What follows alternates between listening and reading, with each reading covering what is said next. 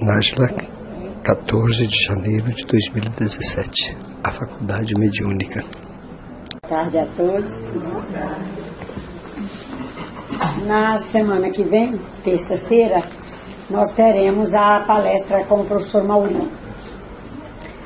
E em função de estarmos indo ter essa palestra com ele, resolvemos hoje trabalhar acerca da Faculdade Mediúnica, baseado num dos capítulos de um dos livros dele, para já entrarmos numa sintonia com seu projeto político-pedagógico.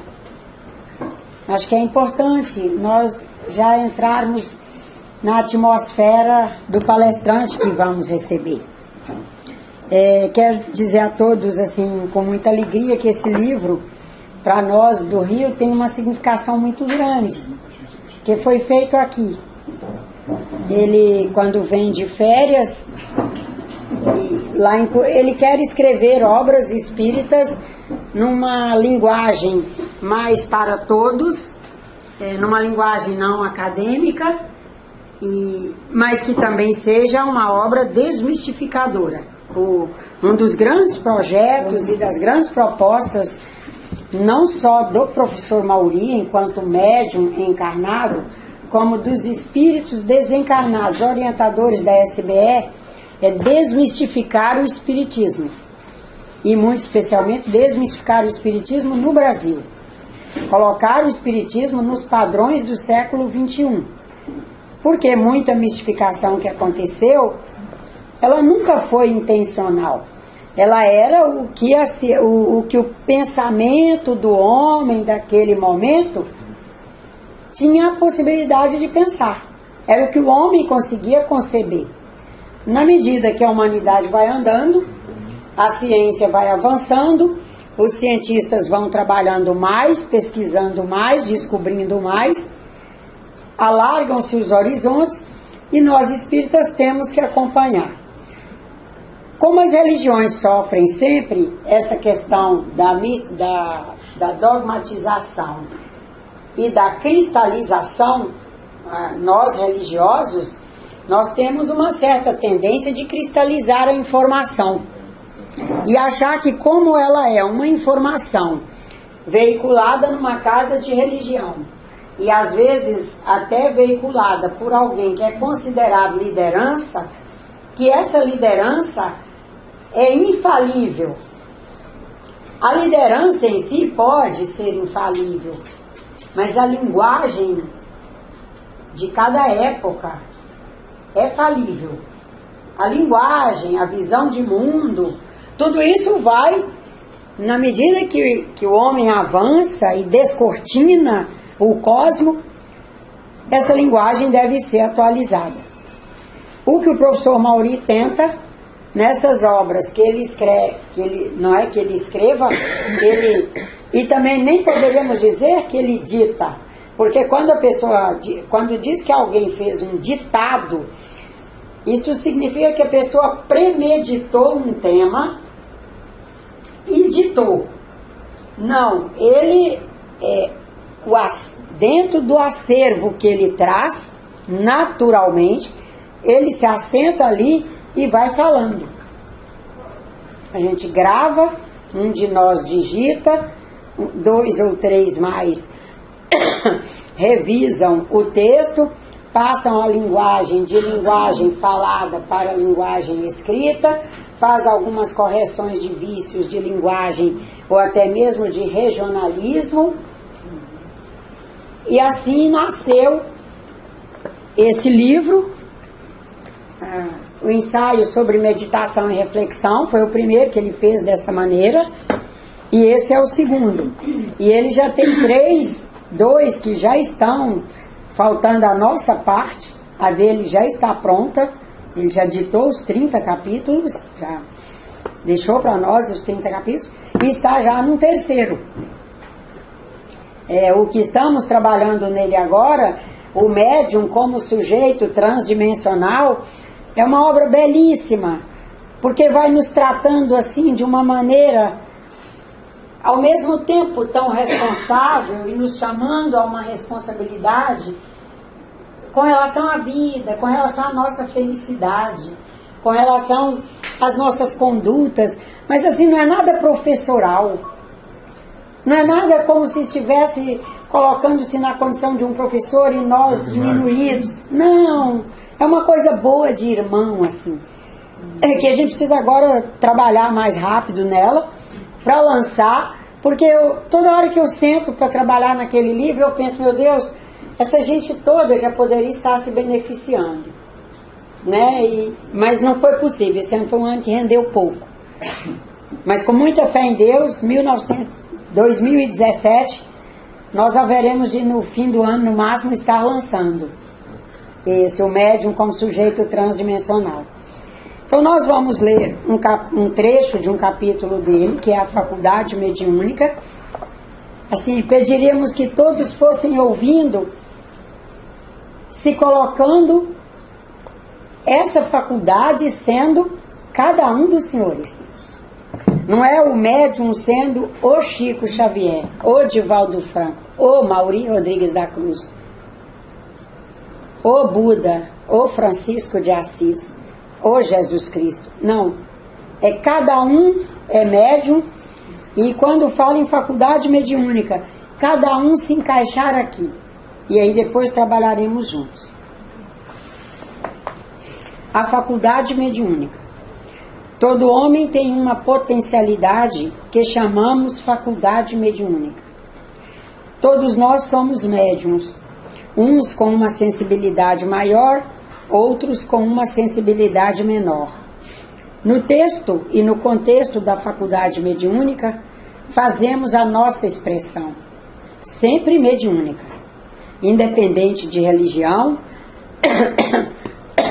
de ideologia política, de ideologia religiosa, de pensamento crítico. Pensamento crítico é independente de ser doutor, independente de ser um lavrador, de ser alguém muito letrado, pouco letrado, independente de ser uma pessoa que traz uma síndrome de Down. Mas o espírito ali, que nesse momento se manifesta através de um corpo que porta uma síndrome de Down, ele é médium. Porque até isso nós temos que desmistificar.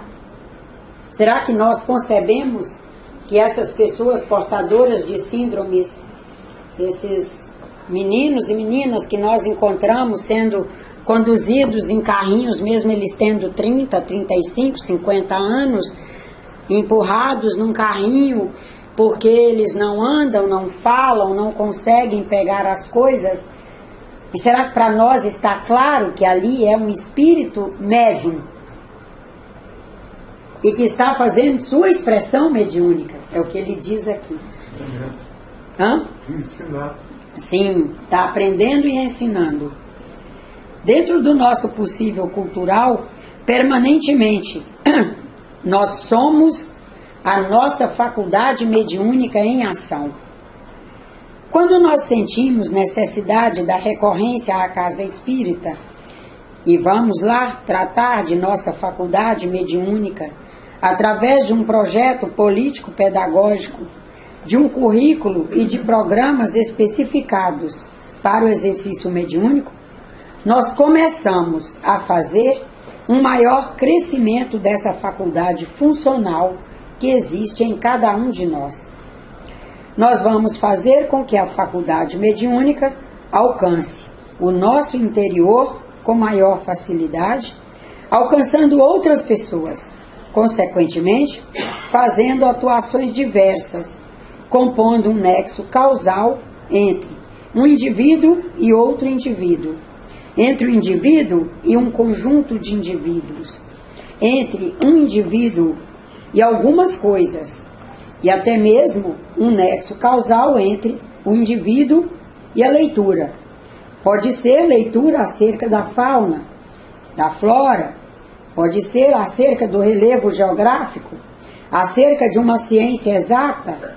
O que importa é que, com todas as leituras, com todos os estudos, a faculdade mediúnica se aguça, se expande e nós vamos fazendo cada vez mais uma leitura mais ampla dos espaços. A faculdade mediúnica, em qualquer grau, nos permite integração com o espaço que é plástico. Todos os espaços são plásticos. Ela ainda permite uma certa integração entre tempo e espaço. Tanto que nós, ao longo da trajetória humana, constituímos os circadianos, que são os horários da Terra. Passamos a compreender os movimentos da Terra, os movimentos de translação, de rotação, e codificamos para que as gerações futuras não tivessem o trabalho de reaprender para codificar. E assim vai se constituindo a cultura, deixando uma geração informações já bastante perpassadas para outras, e cada uma vai assim avançando ao chegar. Passamos imediatamente, assim, pela cultura que criamos, com seus símbolos especificados, a fazer registros, e permitir que registros fiquem para quem chega depois.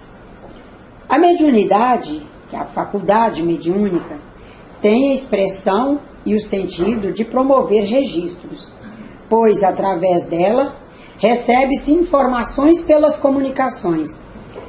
Através desse nexo de causa e de efeito, a mediunidade vai trazendo esses registros diversos ao nosso ser, através de um processo dinâmico e interativo de ação.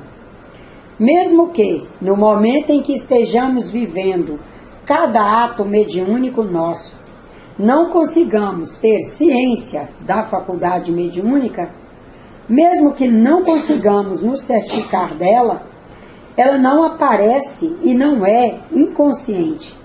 Ela é absolutamente consciente. Somos nós, em uma consciência profunda, que recebemos e fazemos alguns sentidos do existir e do viver.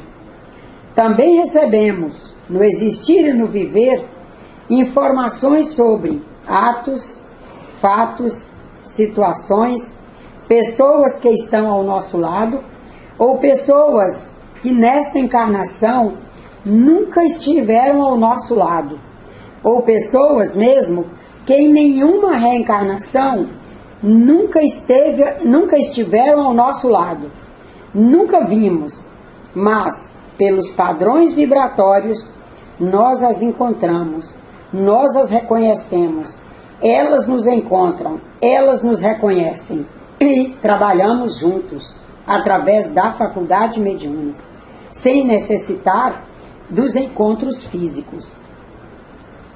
Pessoas que nunca vimos, quem sabe, em átomos de segundos, consigam nos fazer com que façamos transcendências através do nosso campo mediúnico e registrar esse momento e esse instante mediúnico que alcançamos com essa transcendência. E assim, pessoas com quem nunca nos encontramos nos ajudam a nos transformar. O grande patamar mediúnico é consciente, mas no âmbito da lembrança, dentro do patamar mediúnico consciente, há o patamar chamado ainda de semiconsciente. São médiuns que têm, às vezes, a faculdade de escrever, de falar, de fazer previsões, de fazer visões, fazer registros semiconscientes. Eles não guardam lembrança plena do ocorrido durante o processo da manifestação. Porém, experimentar e vivenciar esse estado não quer dizer que estejam em estado de inconsciência. Eles estão conscientes, registrando, mas não se lembrando.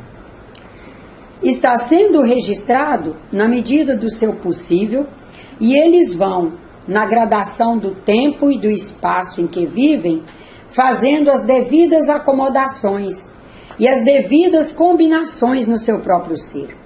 Se não preservássemos a consciência durante a manifestação dos espíritos desencarnados, que se somam a nós, e algumas manifestações em nível mais palpável e materializável, se ocorresse o estado de inconsciência, haveria assim a anulação do sujeito e, portanto, haveria o absenteísmo do médium encarnado durante uma manifestação de um espírito desencarnado. Mas é importante lembrar que não há o absenteísmo. O espírito manifestante utiliza todas as referências do médium encarnado, fala e relaciona-se através dele, que tem naquele momento a sua consciência relativamente controlada. Nessa consciência relativamente controlada, a qualquer momento, o médium encarnado pode retornar e se recompor. Ele nunca perde a consciência. Não se pode dizer que durante uma manifestação de um espírito desencarnado, um médium encarnado quebra isto, fala aquilo, faz aquilo outro, porque o médium estaria em estado inconsciente. Isto é absurdo. A consciência possível de um médium é plena, é perene e é sempre preservada. Temos, às vezes, também a faculdade mediúnica sonambúlica. O indivíduo tem uma sensação de sono e, neste sono, ele produz. Isto não quer dizer que esteja inconsciente. Ele faz todos os registros. Ele se levanta, o espírito desencarnado fala através dele, ele demora a se lembrar, mas não quer dizer que não se lembre. Um dia ele vai se lembrar. Temos também a faculdade mediúnica de efeitos físicos, que se manifesta através do ectoplasma, por meio do qual o médium opera o efeito. Lembrando sempre que médium é o espírito, encarnado ou não o corpo biológico, não a matéria. O espírito reencarna, é ele quem, através do perispírito, gerencia a reprodução celular, a embriogênese, compondo assim os músculos, os órgãos, os ossos, membros. Consequentemente, produz na matéria a ordem, compondo exatamente a organização que ele necessita para fazer suas transcendências durante o seu projeto reencarnatório. De acordo com sua faculdade mediúnica, o espírito encarnado, na conjunção perispírito, corpo biológico, produz mais ou menos quantidade de ectoplasma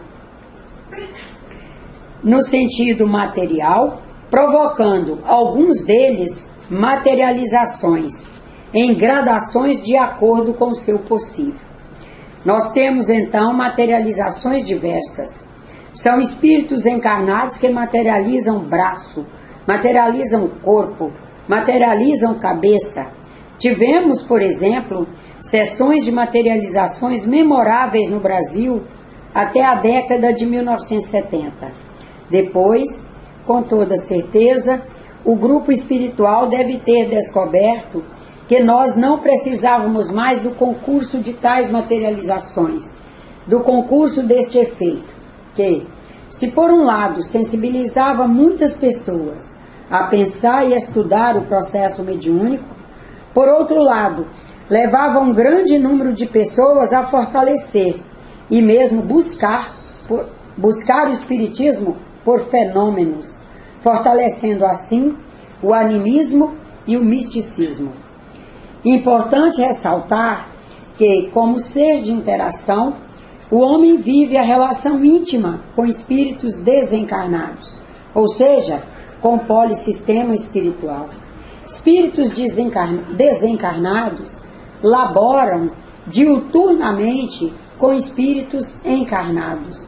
Assim, a ectoplasmia, não fugindo a um ato, não fugindo a um fazer mediúnico, é um concurso entre um espírito encarnado, na sua interação íntima com espíritos desencarnados, na sua livre e plena atuação no meio onde estiver. Porém, na produção de ectoplasma, ocorre interação espírito, perispírito, corpo biológico, com grande acento na usinagem energética celular do médium encarnado. Ou seja, o que ele está querendo dizer é que o ectoplasma, o grande acento dele é celular, é o médium encarnado com sua capacidade mediúnica, usinando, fazendo sua usinagem energética, vai produzindo ectoplasma, vai disponibilizando como um material que, aí sim, os espíritos desencarnados utilizam para suas atuações aqui na Terra. Aí ele faz aqui um lembrete. Necessário se faz aqui um parêntese para nos lembrar que nós nunca devemos perguntar o que a espiritualidade pensa disto, ou a espiritualidade, como a espiritualidade faz isso ou aquilo.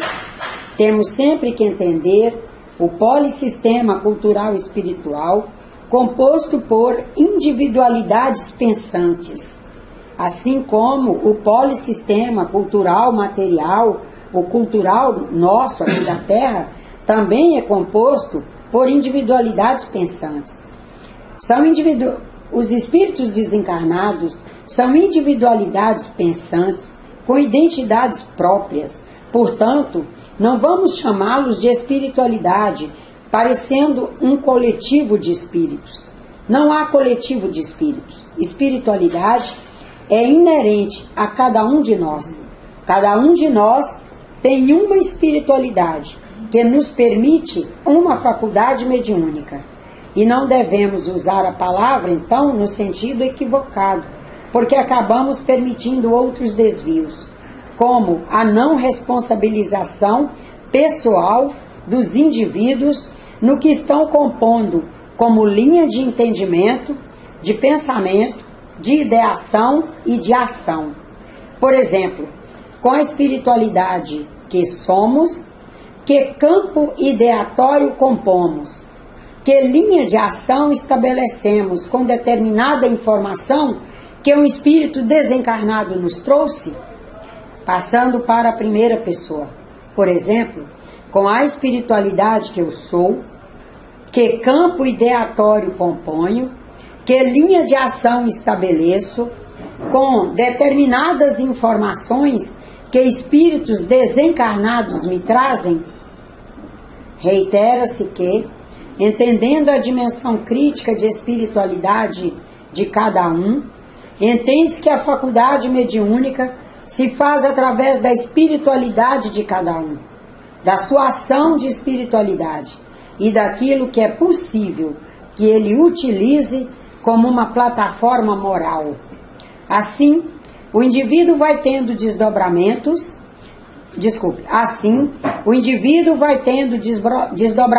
da faculdade mediúnica, iniciando-se apenas na própria manutenção da vida, em escalas inferiores da evolução, que vai de simples fazeres, indo até simples fazeres cotidianos, caminhando-se para desempenhos mais complexos, mais elaborados, alcançando por fim a intuição, a capacidade de sonhar, de psicografar, fazendo assim psicografias, psicofonias, psicomúsicas, alcançando a vidência, indo a grandes capacidades de trabalhos mediúnicos que os irmãos com certeza conhecem, e mostrando ainda que o médium é capaz de permitir o desdobramento de sua faculdade mediúnica, alcançando longas distâncias, atendendo em qualquer lugar, sendo que o único limite é o seu próprio limite na sua usinagem de frequência no bem. O capítulo continua, num outro sábado a gente trabalha a segunda parte. Ele é meio longo e de qualquer maneira não daria tempo de trabalhar todo. Eu gostaria, antes de começar a trabalhar, disponibilizar para quem, porventura, tenha ouvido alguma palavra que não entendeu bem, ou alguma colocação dele mesmo, que gostaria de ter melhor explicado, porque às vezes a gente fala e não fala o que as pessoas estavam mais necessitando.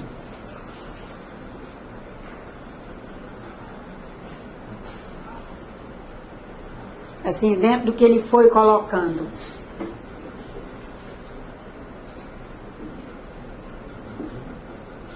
Por exemplo, a ectoplasmia é claro para todos?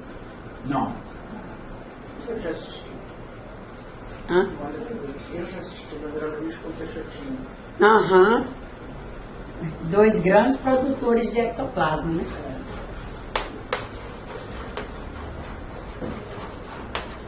Inclusive, na terça-feira, quando trabalhamos, eu até orientei as pessoas que tivessem acesso à internet, clicar Peixotinho, para elas conhecerem alguém que faz, né?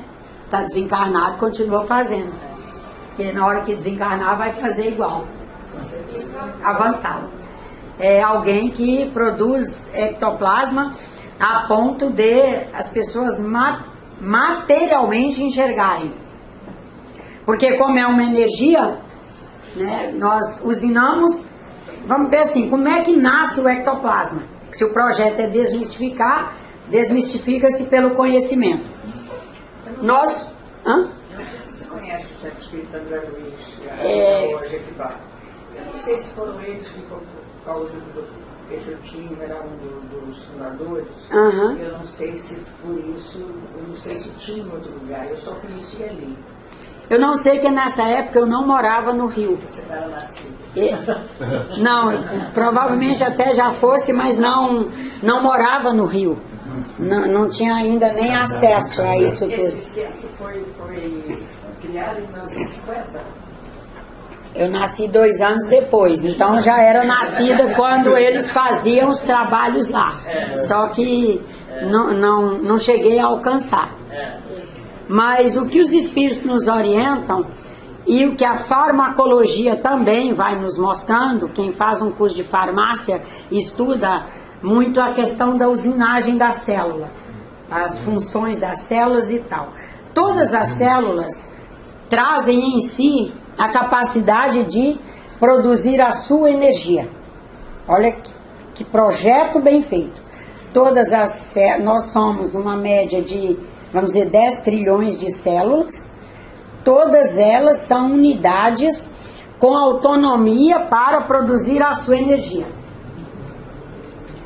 Elas trazem no interior delas um setorzinho denominado endoplasma. Quando elas vão usinando a energia, as mitocôndrias processando glicose à custa do combustível que é o oxigênio, e por isso é fundamental nós fazermos exercício respiratório adequado, porque elas dependem desse oxigênio para fazer essa usinagem. A célula produz a sua energia nesse compartimentozinho, é a energia endoplasmática. Enquanto essa energia está nesse momento de produção e de uso da própria célula, é chamada de energia endoplasmática. Só que o projeto, ele é solidário. A célula utiliza a energia que ela necessita e dissipa o excedente para o organismo recolher em algum sítio que estiver carente de energia. Para armazenar e guardar.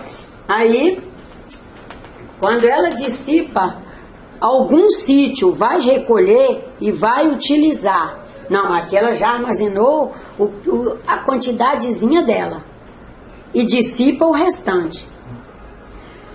Quando ela dissipa para o resto do organismo, farmacologicamente já é chamado de ectoplasma, porque ela já saiu do endoplasma, do retículo endoplasmático.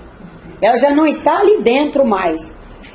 O organismo inteiro, essas 33 trilhões, essas 10 trilhões estão aí produzindo energia e fazendo esse processo solidário de disponibilizar, essa economia de energia vai ser o saldo que nos restar do nosso consumo necessário das células, vai ser disponibilizado para o meio.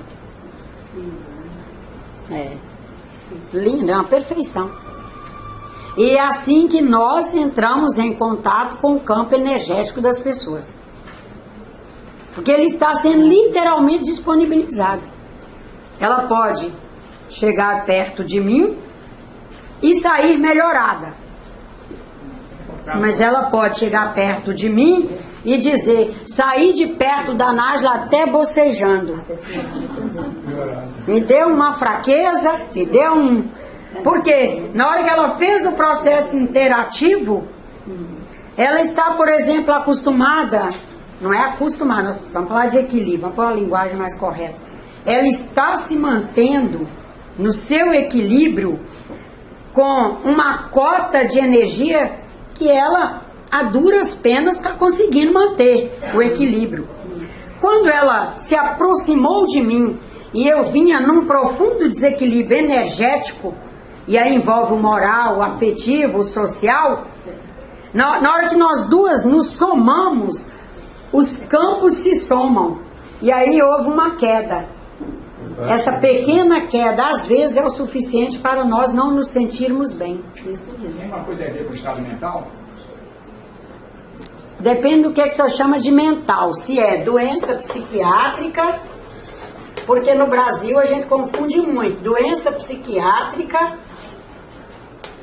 a gente confunde estado mental de doente mental, de doença psiquiátrica com estado mental porque fulano mentaliza péssimo o tempo todo. Se é porque eu posso ser doente psiquiátrica até gerar um grande cansaço em quem cuida de mim o tempo todo. Ou o contrário. Era terminar. Mas eu não ser alguém que as pessoas, ao chegar perto de mim, a soma dos padrões cai tanto a ponto dela sair bocejando e mal, e cansadinha, etc. Porque eu posso trazer um distúrbio bioquímico que faz com que eu tenha uma doença psiquiátrica. Por outro lado, agora vamos para o outro lado. Posso ser uma pessoa que não trago nenhum distúrbio bioquímico, não seria um doente psiquiátrico, mas sou alguém que me envolvo o dia inteiro com maracutaias pessoais minhas e não procuro me equilibrar. Sim. E seja uma pessoa que o senhor vai encontrar e em função de meus padrões mentais eu lhe gere muito desconforto. O estado transitório. Pode terminar aí, para eu ir para o outro. Se tem a doença, qual seria o Antônio da... Qual seria o contrário? Existe de doença? Excesso de saúde e não, de saúde. O centro espírita ele não é muito vocacionado em trabalhar contrários, mas trabalhar as complementações. Nós vivemos num universo que é quântico e é de complementações. Por exemplo, se a nossa faculdade mediúnica, nosso assunto aqui é faculdade mediúnica, e tudo que nós trabalharmos, nós vamos voltar para a faculdade mediúnica. Se a faculdade mediúnica de uma pessoa está sofrendo um prejuízo na sua expressão, porque ele traz um distúrbio psiquiátrico, é dever da sua família. Vamos aqui para este aqui.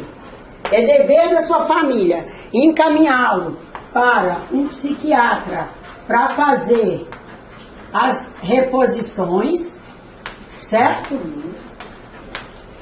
Fazer as reposições.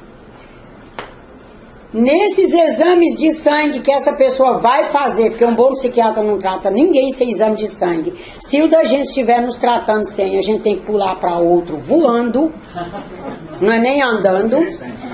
Nos exames de sangue vão acusar alguns desníveis de minerais, vai acusar Nesses minerais aí pode incluir o lítio, pode incluir cálcio, pode incluir magnésio, potássio. Fazer reposições nutricionais.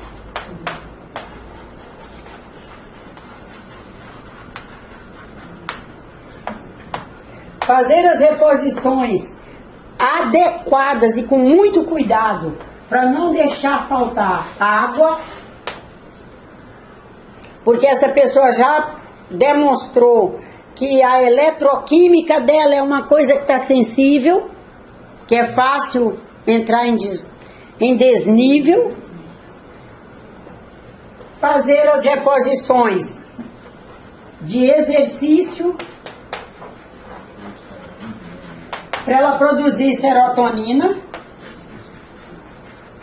Exercícios, aí entra físicos, respiratórios,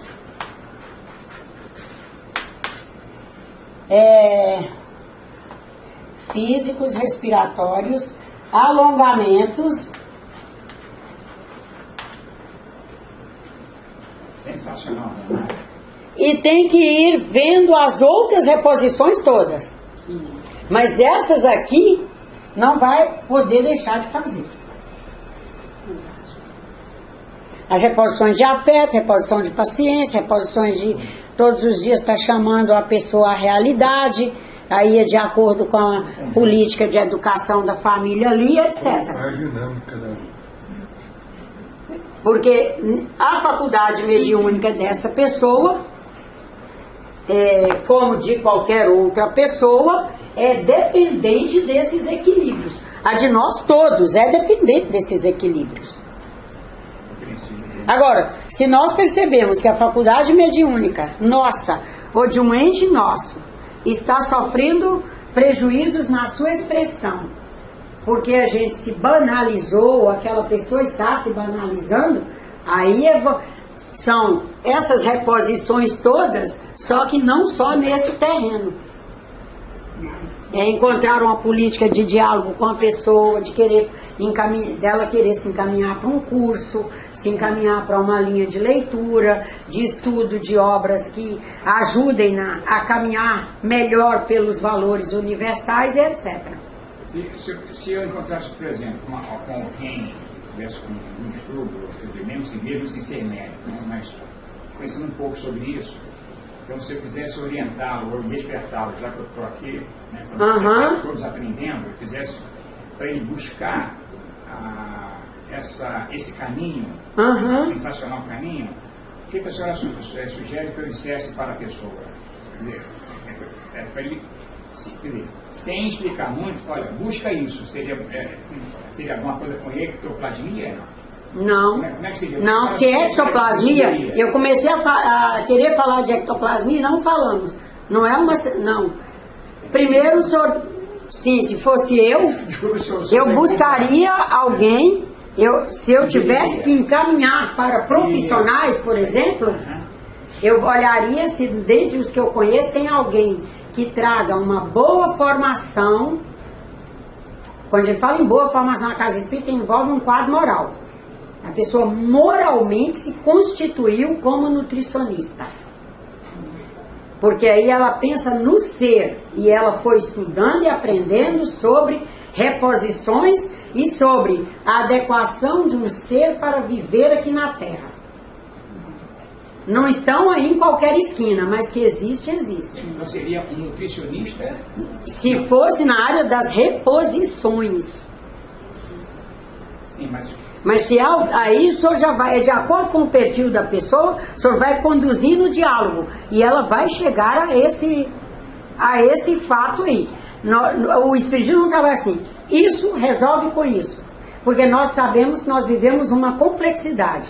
E a faculdade mediúnica é por excelência, uma complexidade.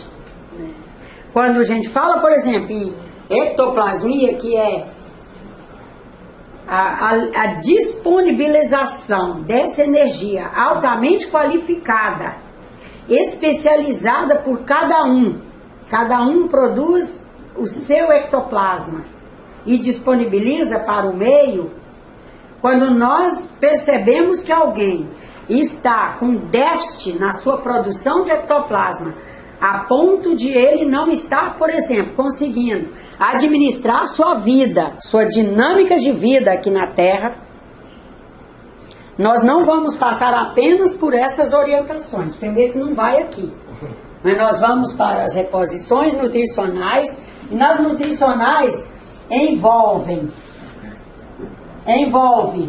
o que alimenta pela boca, o que alimenta pela alma. Vamos lá, boca, são os bioquímicos e os líquidos, então são bioquímicos também. Os alimentos pelo emocional, como está o emocional, os alimentos intelectuais. Hoje nós sofremos uma desalimentação intelectual brutal.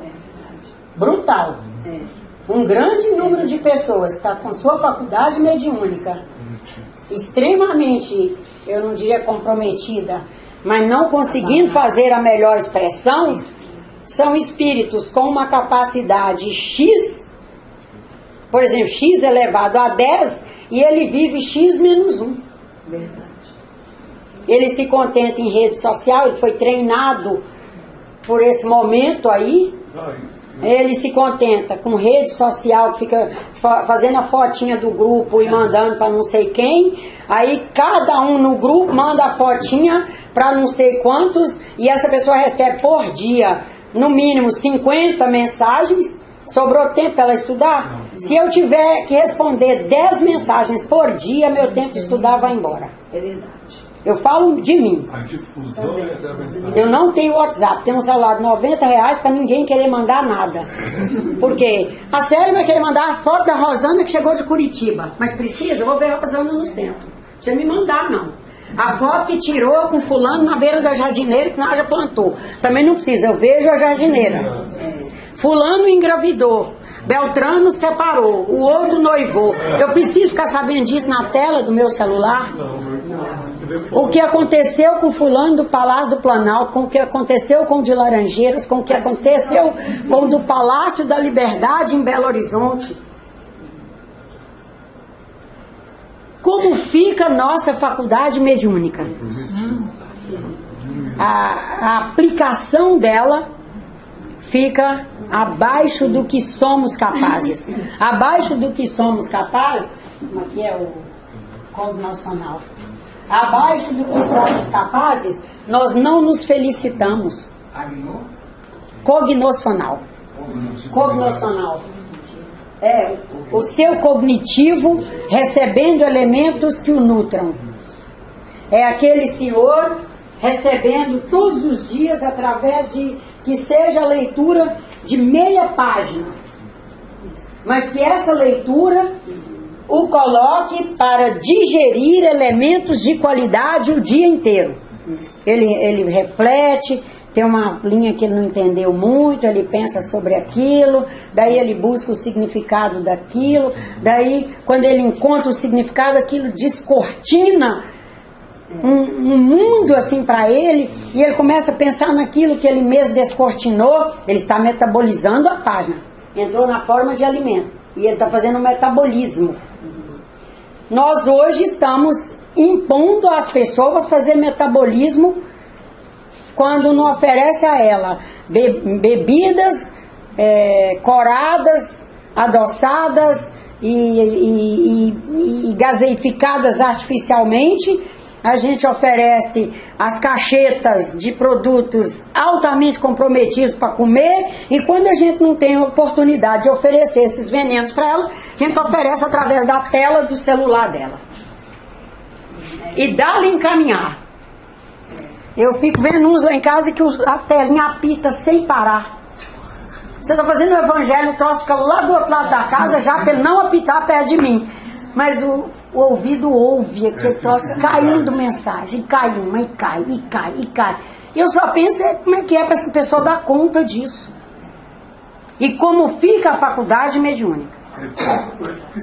Quando nós formos aprendendo a inclusive administrar, porque a tecnologia é maravilhosa, É uma pena que se utilize para o supérfluo, porque ela é maravilhosa para a gente mandar coisas de peso, informações de peso, livros de peso, para o outro comprar e ler. Olha, li esse livro, é maravilhoso. Eu vi esse filme, é maravilhoso. Eu vi essa frase do Buda, é maravilhosa. Eu vi essa de Lao Tse. Veja que frase maravilhosa para a pessoa descortinar e abrir para fazer a aplicação de sua faculdade mediúnica.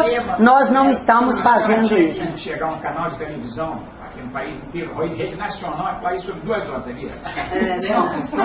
Mas estamos falando aqui, estamos trabalhando aqui. Se nós nos transformarmos, nós vamos Deixa eu falar uma coisa com o senhor. Deixa eu falar uma coisa para o senhor.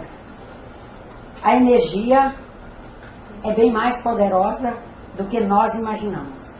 Verdade. Se sairmos daqui pensando sobre isso e disponibilizarmos não só mentalmente, afetivamente, emocionalmente e ectoplasmaticamente, o senhor pode saber que chega. Nós temos que ter convicção. Porque quando não nos falta um alimento que se chama convicção,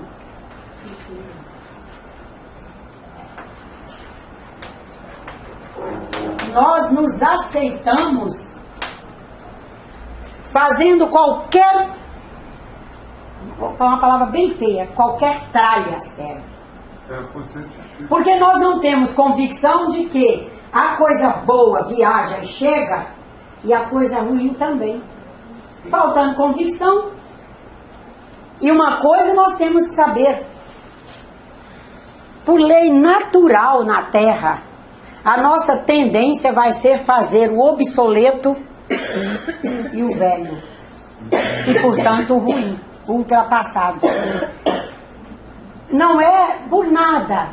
É só porque o obsoleto, o ultrapassado, ele já está pronto na nossa mentalidade, no nosso conjunto celular, e está prontinho na mentalidade para ser acolhido, para ser recebido, acolhido e praticado. Todos nós temos necessidade de sermos bem recebidos, e de sermos acolhidos, e de sermos aplicados.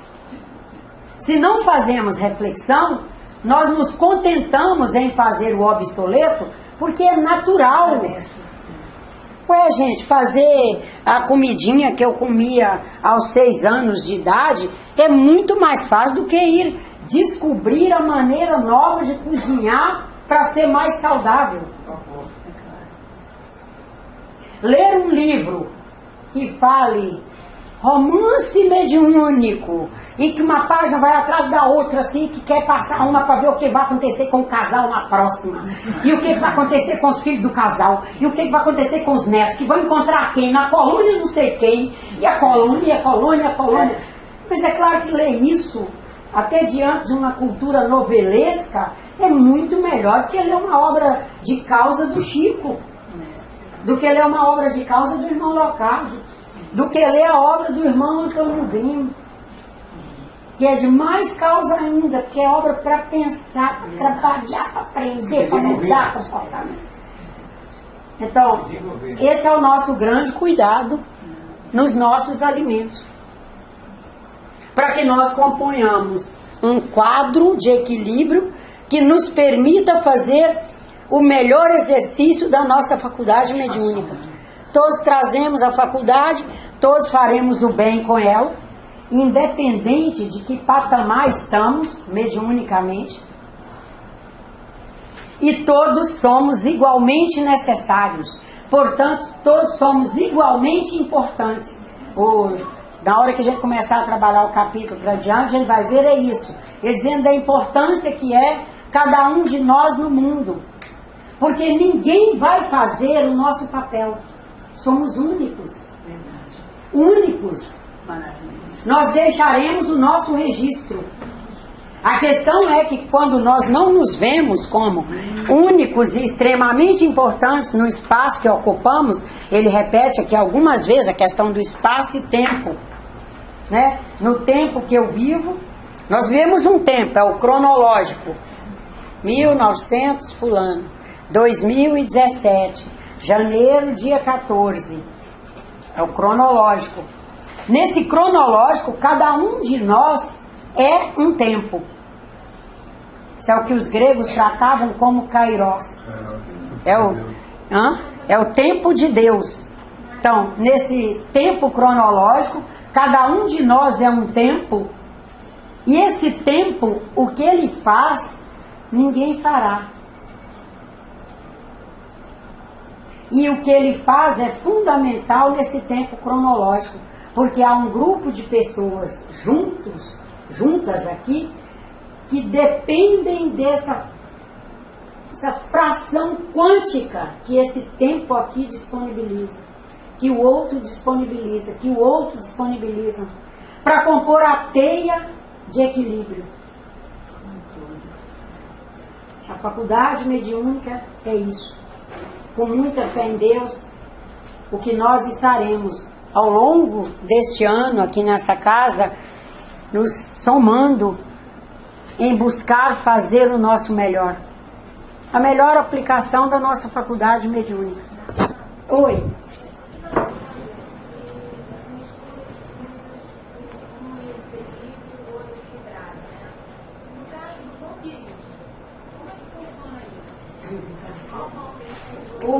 O vampirismo, primeiro que a gente tem que começar a questionar sobre algumas expressões que foram utilizadas em determinados períodos da história. No começo a gente falou isso, né?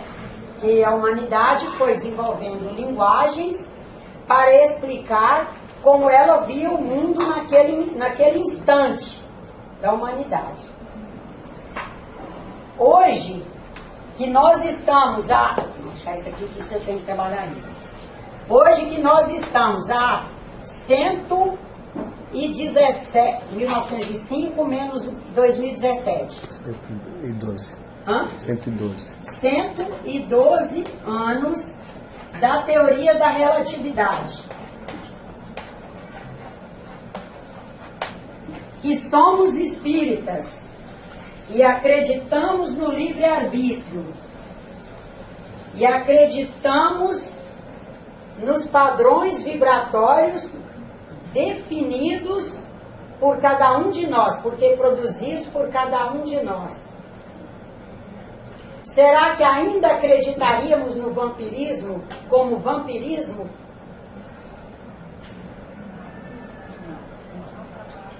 Sucumbiríamos se resolvêssemos acreditar. Nosso neto de 6 anos nos derrubaria nessa teoria. É verdade. Não precisava mais não. O de 10 já punha a gente. Nem discutiria, diria, ai vó. A de 6 perguntaria, uai vó, mas você não disse que cada um tem liberdade de agir e que cada um tem o seu espaço no mundo, que cada um precisa se encontrar, cada um precisa saber sua identidade, saber o que veio fazer. Mas então, dentro de tudo que você fala comigo, agora você está dizendo que chega um e minha energia e me põe para fazer o que ele quiser. Isso foram expressões de época. Agora, se eu não estiver bem antenada, tá?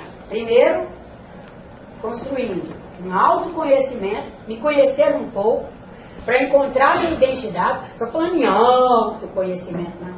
É conhecer um pouco de mim, para saber a minha identidade naquele grupo social e ir descobrindo minhas funções ali.